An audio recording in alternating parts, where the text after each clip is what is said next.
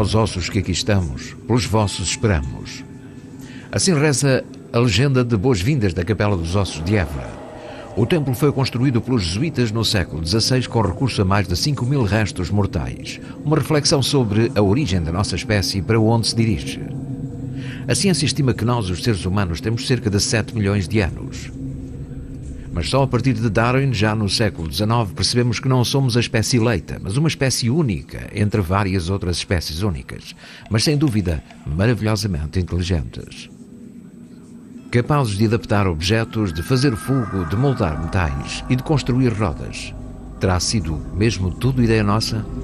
Parece que en efecto, en el pasado de la humanidad, en un momento embrionario de lo que podemos considerar el paso del homínido al hombre, hay una especie de injerencia externa. ¿Qué, cómo nace la inteligencia? Es más, ¿por qué no hemos encontrado ninguna evidencia que permita explicar algunos de los grandes enigmas sobre los que se sustenta el fundamento mismo de la civilización, la domesticación de animales? No hay una explicación. ¿Cuándo? ¿Cómo comenzó eso? ¿Cómo comenzó la agricultura? Nadie ha encontrado una evidencia. ¿Se encuentra la agricultura de repente? En todas las partes del globo. Pero si examinamos las leyendas, se dice que son traídos por dioses. La cosa es, ¿los dioses los imaginaron o tuvieron una intervención real?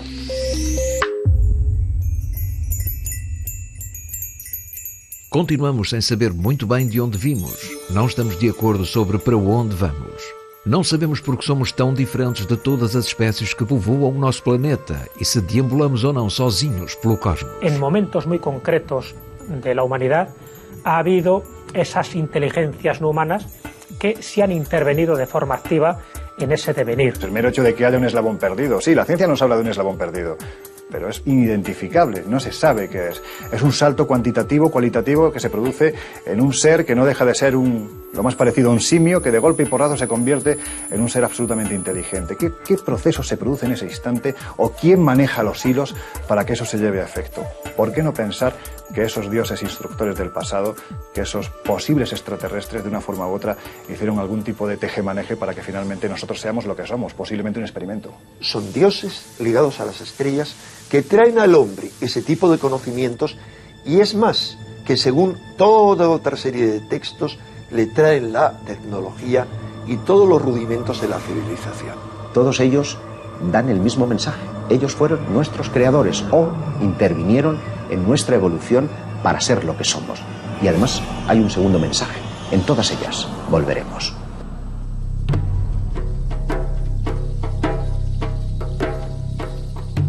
Desde o norte de Portugal e a Galiza até ao Levante Peninsular, encontramos uma das manifestações artísticas mais representativas da Idade do Bronze, os petróglifos.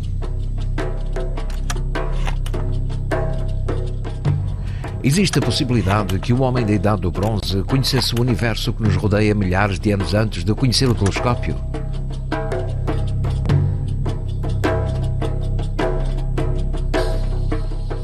Los petroglifos nos muestran alineaciones planetarias, nos muestran constelaciones lejanas, nos muestran incluso formas que podemos relacionar con galaxias.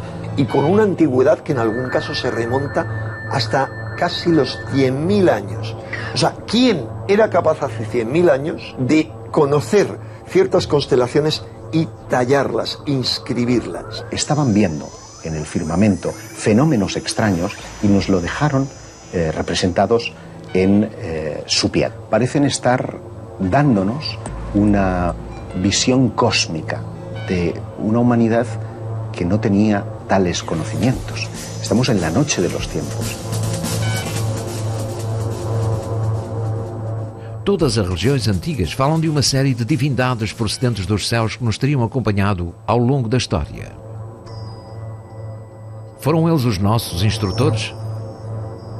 Los petroglifos, igual que las pinturas rupestres, nos remiten a un tipo de información privilegiada porque aquellos que lo hacían tenían que tener un tipo de conocimiento muy específico para realizar luego ese tipo de grabados. Si el telescopio no se inventa hasta la Edad Media, ¿cómo pudieron tener conocimiento de esos acontecimientos?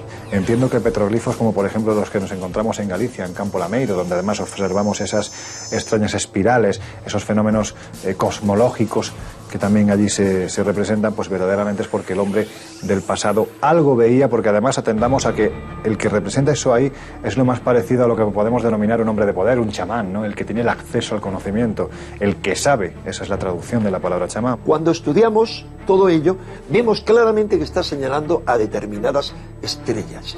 Si no se trata de un fenómeno natural, ¿de qué podemos estar hablando? Lo que encontramos representado en la prehistoria posiblemente trataba de atraer hacia sí aquellos seres que les instruyeron además en algunos de sus conocimientos. A mi juicio estaríamos ante una evidencia de que hemos recibido visitas desde la más remota antigüedad. Resulta que todo el planeta está lleno de megalitos, es decir, menires, que son esas piedras iniestas de forma fálica, de dólmenes, que son dos piedras con otra encima, de cronlech, que ya son como torretas con varias piedras iniestas y otra encima. ¿Cómo puede uno explicar que hace quizá 7.000 años, 10.000, 12.000 años, en todo el planeta surgiera la misma costumbre? Esto no podía ser casual, pero lo interesante es cuando los astrónomos entran en juego y te dicen que además muchos de estos monumentos tenían una orientación astronómica precisa. No hay explicación posible, salvo que pensemos en que hubo en una antigüedad más remota una civilización planetaria, es decir, salvo que pensemos que ese conocimiento les ha venido de algún sitio. El hecho de que 7.000 años después de que fueran erigidos esos menires y lo podamos admirar hoy, lo único que refleja es la necesidad del hombre antiguo de que su obra perdurara en el tiempo. Tal vez porque el mensaje no era para su época, sino para una época posterior, para nuestros tiempos. Estamos en un momento en el que la fenomenología ovni vuelve de nuevo a reactivarse en todo el mundo. ¿Y si lo que nos legaron nuestros antepasados tenía que ser interpretado en una clave moderna?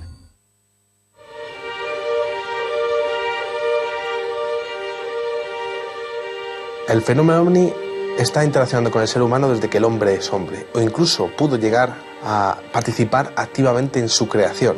A día de hoy no se conoce el eslabón perdido entre el homínido y el hombre, y es posible que pudiese haber una intervención extraterrestre en la creación del ser humano.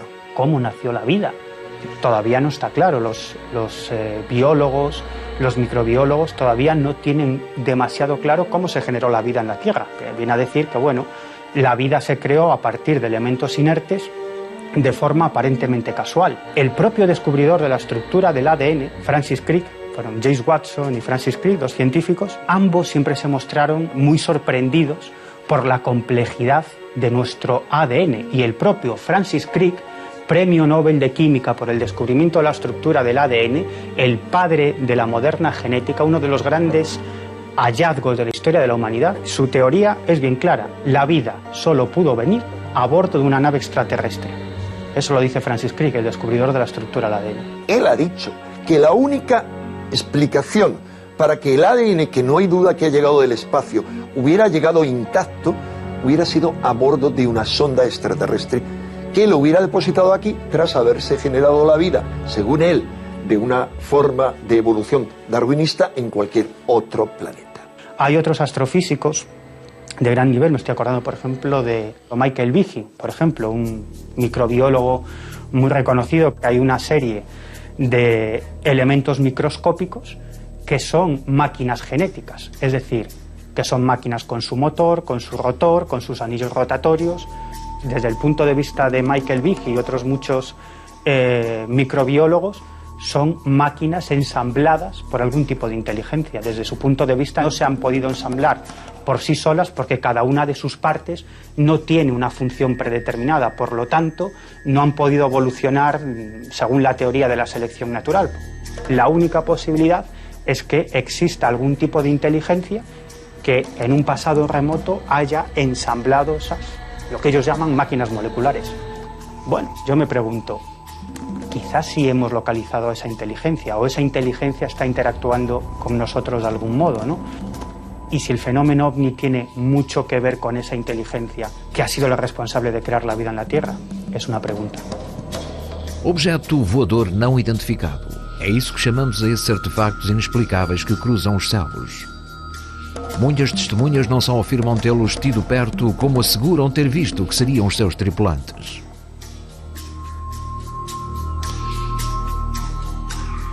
Si tuviéramos que establecer por parte de la ufología más científica una élite, un podium, ¿no?, de testigos, sin lugar a dudas los pilotos serían los que estarían en primer lugar. No estamos hablando de 10 ni de 100, estamos hablando de miles de testimonios de los que esos pilotos, que son quienes más saben de lo que hay en el aire, referencian haberse enfrentado a algo extraño, algo que para ellos, desde su modesto conocimiento, que por supuesto que es mucho, no tenía explicación. Apesar de haver muitas ocasiões em que o fenómeno OVNI se cruzou no caminho de pilotos civis e militares e ficou retratado nos radares, este continua a ser o maior tabu no mundo da aviação. Em 1957, que envolve o então capitão Lemos Ferreira, que mais tarde vem a ser general e depois chega a ser chefe de Estado-Maior da Força Aérea. Estamos a falar de um caso em que ele ia fazer um voo de treino noturno, com mais 3 sargentos. Isto a cerca de 25 mil pés, tudo corre normalmente. De repente surge um ponto de luz amarelo à frente, que eles não conseguem bem estimar a distância nem a dimensão do objeto. E assim que eles ligam o radar, aparece-lhes uma bola luminosa à frente, que começa nitidamente a brincar com o avião, que a aproximar-se, a fugir, coisa e tal. O cockpit completamente iluminado. Entretanto, passado um tempo, o objeto mudou de dimensão, passou de uma esfera pequena amarela para uma esfera maior, alaranjada, e um tempo mais tarde passou a ser uma espécie de um dedo curvado, assim, uma salsicha, com uma cor, tipo ferro fundido. Os pilotos estavam todos atónitos. O que é que se passa aqui? O que é isto? De dentro daquela espécie de dedo curvado saem mais 4 esferas que começam a circundar o objeto.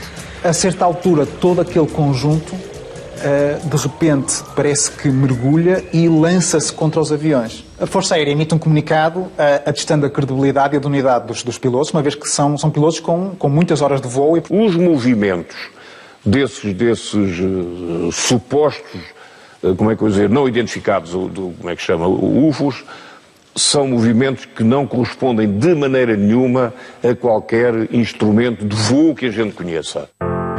Em Casar de Cáceres, na Extremadura, encontramos-nos com uma dessas peças tão incómodas para a arqueologia.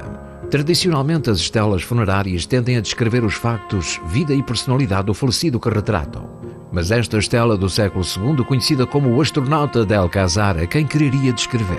Es una figura inquietante porque no tiene explicación alguna, una cabeza abombada, unos ojos achinados, orientales, sonrientes, con unas botas gruesas, muy llamativas, muy parecidas a las de los cosmonautas, con una especie de escafandra, cuello largo, los hombros levantados, alzados, y la leyenda que aparece en el cuerpo es totalmente indescifrable. Apesar de serem caracteres latinos, o texto não pôde ser traduzido.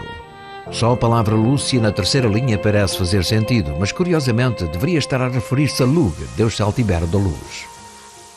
Há um caso com o na altura, tenente Júlio Guerra, a cerca de 6 mil pés, está a voar num Chipmunk e parece-lhe ver uma coisa brilhante, como se fosse o reflexo da luz do sol no cockpit de um avião. O objeto ascende à altura dele e fica, portanto, mesmo aqui em frente ao avião dele.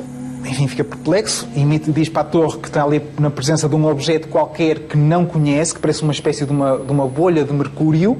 Enfim, não tem asas, não tem sistema de propulsão aparente e que não percebe como é que conseguiu fazer uma ascensão, quer dizer, de muito rente ao chão para 6 mil pés num espaço de segundos. E a bola terá, enfim, sem se ter desviado, vai ao encontro dele, faz uma travagem aerodinâmica e passa por cima do avião dele e vai-se embora. Júlio Guerra, de facto, fala numa esfera tipo Mercúrio, prateada da parte, portanto tinha duas calotes, prateada de cima, da parte de cima, e em baixo seria avermelhada, e que teria um equador con varias luzinhas a pescar. Hay casos más espectaculares, ¿no? El caso protagonizado por Juan Ignacio Lorenzo Torres en los años 60, un piloto de Iberia que se encuentra frente a un objeto que se posiciona a escasos metros de la carlinga del avión y con el que llega a entablar algún tipo de comunicación. Me dijo el segundo, lo tengo a la vista, está ahí, está ahí. Y cuando miramos hacia afuera vimos una luz impresionante, que era como un balón con dos luces laterales que venía a rumbo de colisión. Yo siempre lo cuento, pasamos miedo físico y de repente a 10 metros se nos paró. A 10 metros. Invirtió la velocidad, se la hizo ya marcha atrás. O avião de passageiros que Juan Inácio pilotava passou mais de 10 minutos à frente daquele objeto. Depois de tentar comunicar por rádio em vários idiomas e de não ter obtido resposta, parece que o piloto e o tripulante se põem de acordo e chegam a estabelecer diálogo. Fue cuando yo establecí un código muy sencillo, entonces encendí las luces de mi avión, las enciendo y los apago.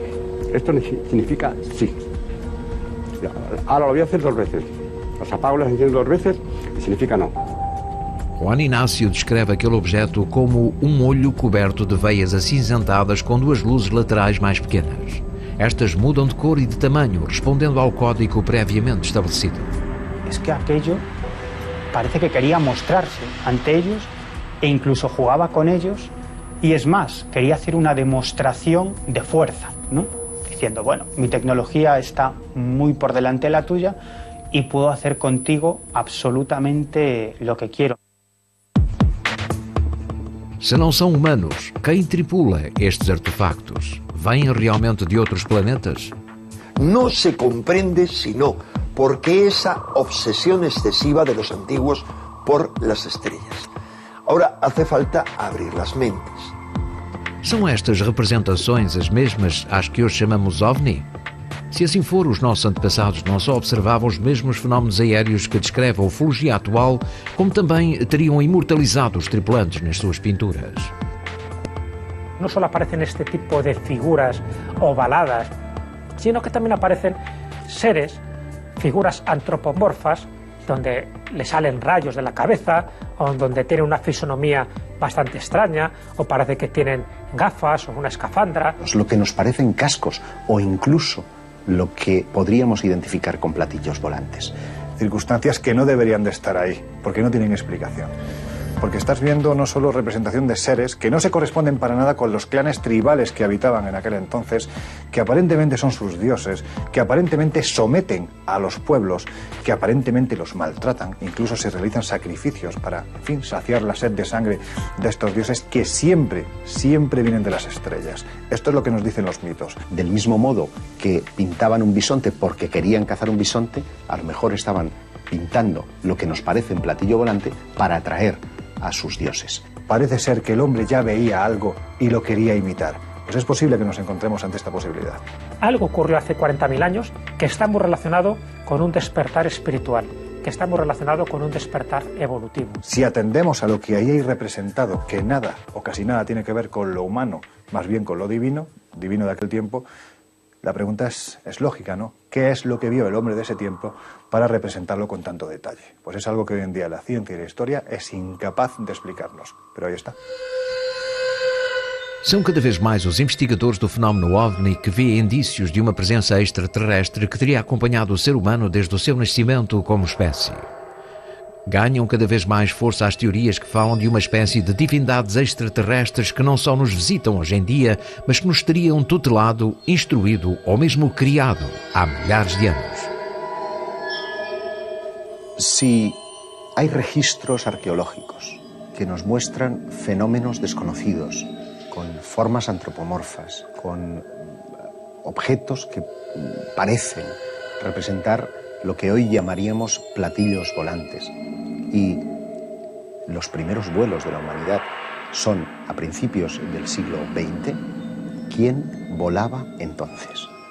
Que es la teoría de los antiguos astronautas, de gente que pudo llegar a este planeta y que instruyó a nuestros antepasados, sobre todo en ciertas zonas geográficas, sobre determinadas claves o determinados conocimientos para que dieran ese salto evolutivo y tuvieran la capacidad de hacer construcciones increíbles o sencillamente de tener una cosmovisión totalmente distinta. En el pasado se les llamaba dioses maestros, era gente que venía siempre de arriba, de los cielos, a los que se quería y se temía a partes iguales. Si atendemos a lo que nos encontramos en ese pasado a nivel constructivo, arquitectónico, de conocimiento astronómico, pues da la sensación de que esa gente no venía con ello aprendido, sino que alguien les instruyó. En mi opinión, empiezan a visitarnos desde que el hombre es hombre. De eventuais contactos que o Homo sapiens sapiens, ou se calhar ainda não sapiens sapiens, teve com eventuais inteligências que por aqui passaram, son questões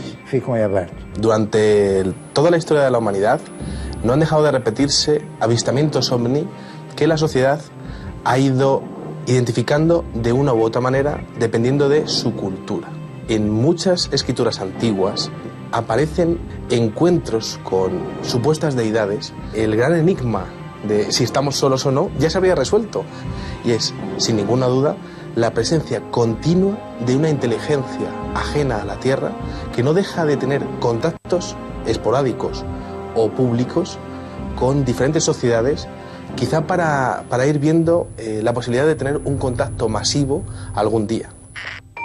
Em 1997 nasce a Dolly.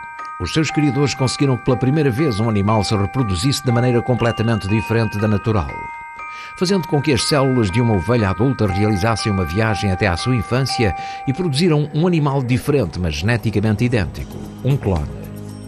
O objeto desta experiência era alcançar uma melhoria na indústria pecuária, mas o que todos vimos na Dolly, a ovelha mais famosa da história, foi a concretização daquilo que tinha sido anunciado pela ficção científica. The cloning research, when we began the project in just before 1990, if we had said that our objective was to produce a cloned adult, people would have laughed because it was just considered to be totally impossible. A eletricidade, as viagens submarinas, o raio laser ou as naves espaciais eram até há pouco tempo criações impossíveis de ficção científica. Porém, o ser humano tem a maravilhosa capacidade de tornar realidade tudo aquilo que intui que o possa ser. E são cada vez mais os que intuem que a prova definitiva de que há vida inteligente fora do nosso planeta não tardará em chegar.